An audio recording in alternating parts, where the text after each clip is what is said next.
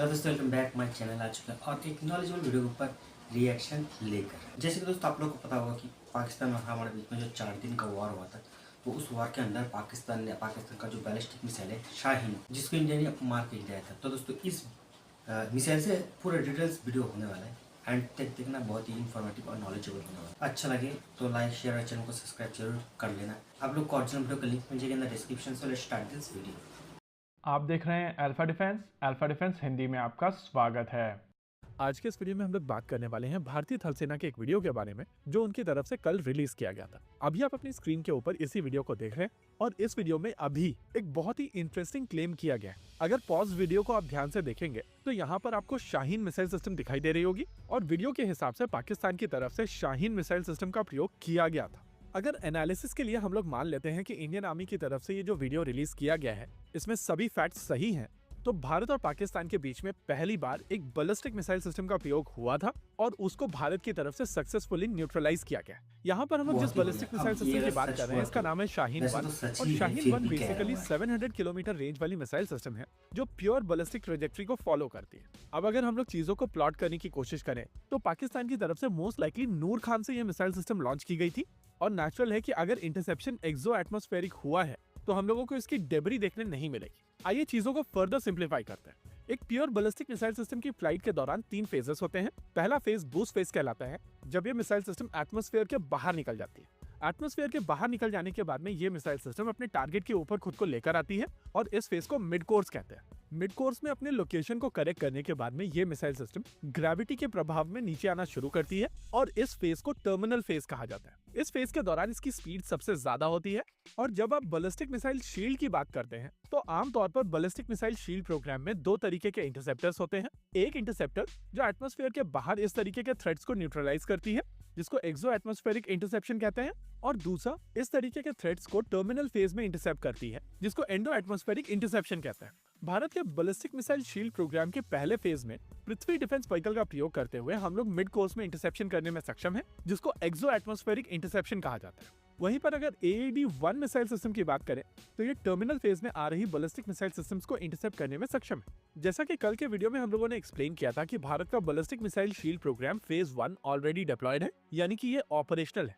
लेकिन यहाँ पर एक ऑब्वियस क्वेश्चन निकल कर आएगा कि अगर शाहीन जैसी मिसाइल सिस्टम को भारत ने इंटरसेप्ट किया है तो उसकी डेब्री कहाँ है। देखिए, अगर एंडो एटमॉस्फेरिक इंटरसेप्शन हुआ है तो इसके पार्ट जमीन पर गिरते हुए एयर फ्रिक्शन के चलते जल जाएंगे और बहुत ही कम डेब्री आपको नीचे दिखने मिलेगी। वहीं पर अगर इंटरसेप्शन एक्सो एटमॉस्फेरिक है तो किसी भी तरीके की डेब्री नीचे आएगी नहीं और ये स्पेस गार्बेज बनकर ही रह जाएगी। अभी तक हम लोग मानकर चल रहे थे कि भारत का टिपिंग पॉइंट बेसिकली फतह 2 रॉकेट्स थे जो पाकिस्तान की तरफ से लॉन्च किए गए थे, लेकिन जैसे जैसे वीडियोस बाहर निकल कर आ रहे हैं उससे साफ पता चलता है कि पाकिस्तान की तरफ से कई सारे फतह 2 रॉकेट्स लॉन्च किए गए थे और Akash surface to air missile system की मदद से इनको काफी आसानी से इंटरसेप्ट भी किया गया था। लेकिन बैलिस्टिक मिसाइल सिस्टम का लॉन्च एक पूरी तरीके से नई डायमेंशन को ऐड कर देता है और अगर पाकिस्तान की तरफ से शाहीन 1 कैटेगरी की मिसाइल सिस्टम नूर खान से लॉन्च की गई थी तो ये मिसाइल सिस्टम दिल्ली तक पहुंचने में सक्षम थी। Shaheen missile system conventional warhead के साथ साथ न्यूक्लियर वॉरहेड भी कैरी कर सकती है और इसी वजह से ये डायमेंशन पूरी तरीके से अलग हो जाती है। अगर हम लोग डॉट्स को कनेक्ट करने की कोशिश करें तो ऐसा लगता है कि पाकिस्तान की तरफ से भारत के नेशनल कैपिटल रीजन को टारगेट करने की कोशिश की गई थी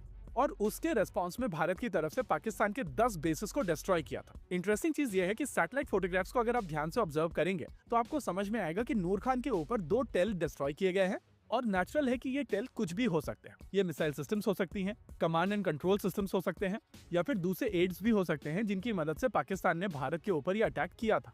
वैसे तो शाहीन 1 कैटेगरी की मिसाइल सिस्टम्स को इंटरसेप्ट करने के लिए भारत का S-400 ट्रायम्फ सिस्टम काफी है, लेकिन क्योंकि यहाँ पर डेब्री दिखाई नहीं दी है इस वजह से मेरा मानना है कि या तो ये एक्सो एटमॉस्फेरिक इंटरसेप्शन हुआ है या फिर इंटरसेप्शन के दौरान इम्पैक्ट ऐसा रहा है कि टारगेट मिसाइल सिस्टम के चीथड़े उड़ गए और फ्रिक्शन के साथ में जब ये पार्ट्स नीचे आए हैं तो ये पूरी तरीके से जल गए।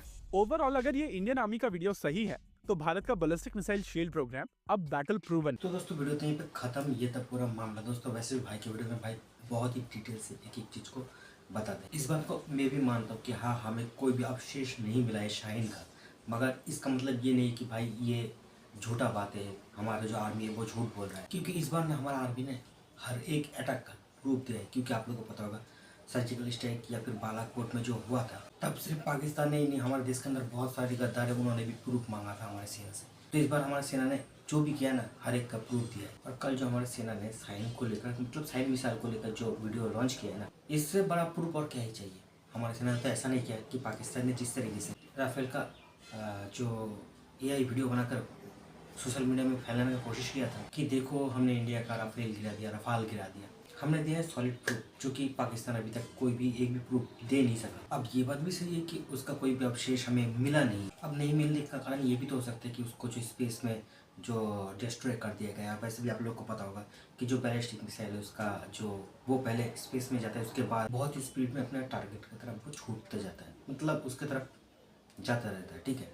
और वो जो स्पीड होता है वो बहुत ही ज़्यादा होता है। और आप लोग को बहुत अच्छे तरीके से पता होगा कि हमारे पास इतना कैपेबिलिटी है कि हम स्पेस में बैलिस्टिक मिसाइल को डिस्ट्रॉय कर सकते हैं। और वहाँ पे अगर कुछ भी डिस्ट्रॉय होता है तो आप लोग को पता है कि स्पेस से कोई भी कचरा नीचे आता नहीं है, क्योंकि दोस्तों स्पेस में तो कोई ग्रेविटी होता नहीं है। अब इतना सारा प्रूफ देने के बाद भी अगर पाकिस्तान ये कहे कि इंडिया झूठ बोल रहा है, इसलिए इंडिया ने हमारा कोई भी मिसाइल मारकर नहीं गिराया है, इंडिया का जो मिलिट्री है, जो आर्मी है, वो झूठ बोल रहा है, तो फिर मैं क्या ही कहूँ। चलो ठीक है, पाकिस्तानी ये बात कह रहा है, ये तो हम एक तरफ मान लेते हैं क्योंकि उन लोग का जो मानसिकता है वो सबको पता है। मगर जो हमारे देश में रहते हैं कुछ जयचंद, जो कि हमारे देश में रहते हैं, हमारे देश का खाते हैं और जितना भी अधिकार है उसको लेते हैं, उसके बाद भी उस जयचंद को ना हमारे आर्मी से ज़्यादा पाकिस्तान का प्रधानमंत्री और रक्षा मंत्री का ऊपर ज़्यादा भरोसा है।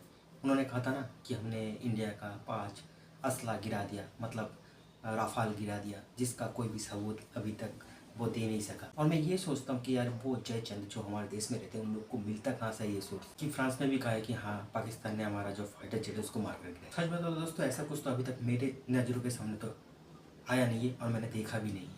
अब इन लोग को कहाँ से मिला भगवान ही जाने। मुझे तो लगता है ये जो जयचंद है ना, ये लोग पाकिस्तान के साथ साथ चीन, तुर्की और बांग्लादेश को भी बहुत ही ज़्यादा फॉलो करता है। मैं तो कहता हूँ इन जैसे देशद्रोहियों को ना पाकिस्तान में भेज देना चाहिए, या फिर इन लोग को ऊपर ना बहुत ही कड़ी से कड़ी कार्रवाई करना चाहिए। नहीं तो ना ये लोग बाज नहीं आएंगे। इन लोगों को ना अपने बाप से ज़्यादा पड़ोस वाले अंकल को ऊपर ज़्यादा भरोसा है। अब आप लोग ही बताइए दोस्तों, इन जैसे गद्दार, इन जैसे देशद्रोही, इन जैसे जो जयचंद है, इन लोगों के साथ क्या करना चाहिए। चलो मानते हैं कि हमारे मीडिया ने झूठ बोला है, मगर हमारा आर्मी ने तो पूरा प्रूफ दिया है, उसके बाद भी ये लोग अनाप शनाप बग रहे हैं। तो आप लोग ही बोलिए, आप लोग करें कमेंट में जाकर बताना जरूर। मिलते हैं नेक्स्ट वीडियो में, तब तक के लिए जय हिंद, जय भारत।